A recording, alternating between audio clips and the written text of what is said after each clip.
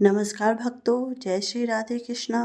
आज हम फागुन मास के व्रत की कथा के अनुसार अध्याय 9 में यह बताएंगे कि किस प्रकार फागुन मास में इस व्रत का फल है। यह व्रत केवल एक परंपरा नहीं बल्कि मनुष्य के जीवन को शुद्ध करने वाला साधन है। कथा की शुरुआत एक ऐसे समय से होती है जब पृथ्वी पर अधर्म बढ़ने लगता है और लोग केवल धन, अहंकार और भोग में ही सुख खोजने लगते थे। ऐसे समय में भी कुछ लोग ऐसे थे जो कठिन परिस्थितियों में रहते हुए भी धर्म और भक्ति का मार्ग नहीं छोड़ते थे। कथा के अनुसार एक छोटे से नगर में एक ब्राह्मण रहता था जो अत्यंत निर्धन था। उसके पास ना तो केवल पर्याप्त भोजन था और ना ही पहनने के लिए अच्छे वस्त्र। फिर भी उसके मन में किसी प्रकार का लोभ या ईर्ष्या नहीं थी। वह प्रतिदिन प्रातःकाल उठकर नदी में स्नान करता, स्वच्छ वस्त्र धारण करता और भगवान विष्णु तथा भगवान शिव का ध्यान करता। फागुन मास के आने पर वह विशेष नियमों के साथ व्रत करता था।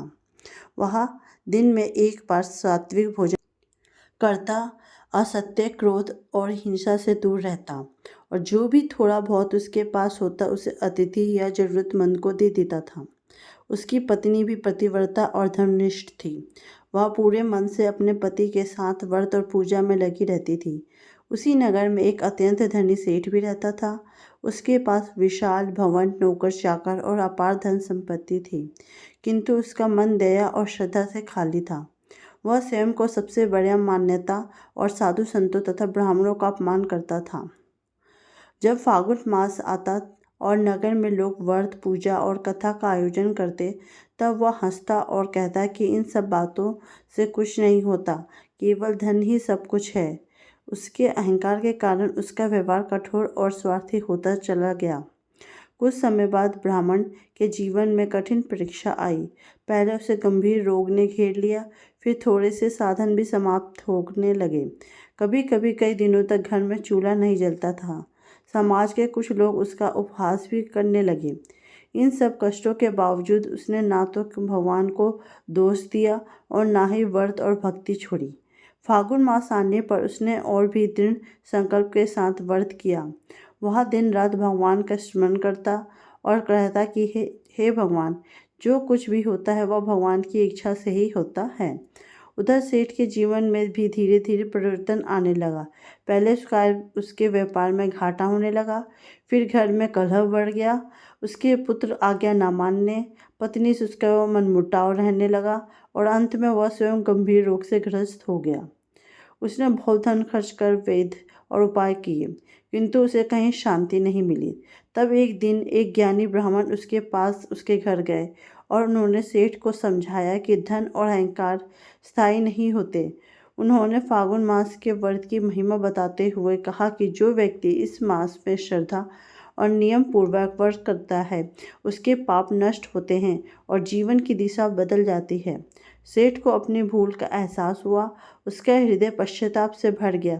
उसने ब्राह्मण से क्षमा मांगी और उसी वर्ष फागुन मास में व्रत रखने का संकल्प लिया।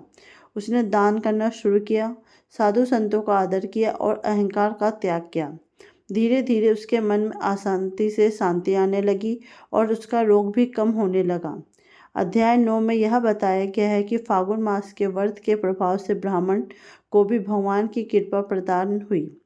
उसका रोग दूर हो गया, लोगों का सम्मान उसे मिलने लगा और उसके जीवन में अभाव की जगह संतोष और सुख आ गया। वही सेठ का जीवन भी बदल गया। उसका धन फिर से बढ़ा, लेकिन अब उसमें अहंकार नहीं था। वह धर्म और दया के मार्ग पर चलने लगा। इस प्रकार कथा यह स्पष्ट करती है कि फागुन मास का व्रत केवल बाहरी उपवास या पूजा तक सीमित नहीं है। इसका वास्तविक फल तब मिलता है जब मनुष्य अपने मन को शुद्ध करता और अहंकार छोड़ता है, दूसरे के प्रति दया और करुणा रखता है और सच्चे मन से भगवान का स्मरण करता है। यही इस अध्याय का मुख्य उपदेश है कि सच्ची भक्ति और श्रद्धा से किया गया व्रत जीवन को सुख, शांति और सिद्धू रास्ते की ओर ले जाता है। ठीक इसी प्रकार इससे जुड़ी एक और कथा हमें देखने को मिलती है। इस कथा के अनुसार प्राचीन समय में एक गांव में एक स्त्री रहती थी जो बहुत ही साधारण जीवन जीती थी। उसका पति मेहनत मजदूरी करता था, परंतु भाग्य प्रतिकूल होने के कारण घर में हमेशा अभाव बना रहता था। कई बार तो बच्चों के लिए भोजन की व्यवस्था भी नहीं हो पाती थी। इतने कष्टों के बावजूद उस स्त्री के मन में कभी भी ईश्वर के प्रति शिकायत नहीं आई। वह प्रतिदिन प्रभु का स्मरण करती और अपने कर्तव्यों का पालन करती थी। एक वर्ष फागुन मास के प्रभाव में गांव में एक साधु आए। उन्होंने गांव वालों को फागुन मास के व्रत की महिमा बताई और कहा कि यह मास मन, वचन और कर्म की शुद्धि के लिए अत्यंत फलदायी होता है। उस स्त्री ने साधु की बातों को श्रद्धा से सुना और मन ही मन संकल्प लिया कि चाहे जैसी भी परिस्थिति हो, वह इस मास में नियम पूर्वक व्रत करेगी। उसके पास पूजा के लिए ना तो फूल थे, ना ही दीप और नैवेद्य। फिर भी उसने सच्चे मन से भगवान जी का पाठ किया। वहाँ स्त्री प्रातःकाल उठकर स्नान करती, घर के आंगन को स्वच्छ करती और मन ही मन भगवान का ध्यान करती। वह दिन में एक बार सूखा अन्न खाती और पूरे दिन स्वयं रखती। वह किसी से कठोर वचन नहीं बोलती थी और जो भी थोड़ा बहुत घर में होता उसे बच्चों और पति में पहले बांटती। कई बार तो वह स्वयं भूखी रह जाती, परंतु व्रत और भक्ति में कोई कमी नहीं आने देती। उसी गांव में एक अन्य स्त्री रहती थी जो धनवान परिवार से थी। उसके पास सब कुछ था, परंतु स्वभाव में घमंड और आलस्य भरा हुआ था। जब उसने गरीब स्त्री को व्रत करते देखा तो उसका उपहास करने लगी। वह कहती कि बिना धन और साधनों के पूजा पाठ का क्या लाभ। वह स्वयं फागुन मास में भोग विलास में लगी रहती थी और व्रत को व्यर्थ समझती थी। समय बीतने पर गरीब स्त्री के जीवन में धीरे धीरे परिवर्तन आने लगा। उसके पति को एक अच्छे कार्य का अवसर मिला, जिससे आय बढ़ी। बच्चों को स्वास्थ्य सुधरने लगा और घर में वापसी से प्रेम और उल्लास बढ़ गया। सबसे बड़ी बात यह थी कि उस स्त्री के मन में एक गहरी शांति आ गई थी, जो पहले कभी नहीं थी। वह हर समय अब सुख दुखों में भगवान की कृपा मानकर स्वीकार करने लगी। वहीं दूसरी ओर धनवान स्त्री के जीवन में परेशानियां बढ़ने लगी। घर में कलह होने लगे, धन होते हुए भी मन अशांत रहने लगा और रोग ने उसे घेर लिया। अनेक उपाय करने पर भी उसे चैन नहीं मिला। तब उसे उस गरीब स्त्री की याद आई जो कठिन हालत में भी शांत और प्रसन्न दिखाई देती थी। उसने जाकर उससे अपने दुख का कारण पूछा। तब उससे स्त्री ने सरल शब्दों में कहा कि उसने कुछ विशेष नहीं किया, केवल फागुन मास में श्रद्धा, संयम और विश्वास के साथ व्रत किया और अपने अहंकार को त्याग कर भगवान पर सब कुछ छोड़ दिया।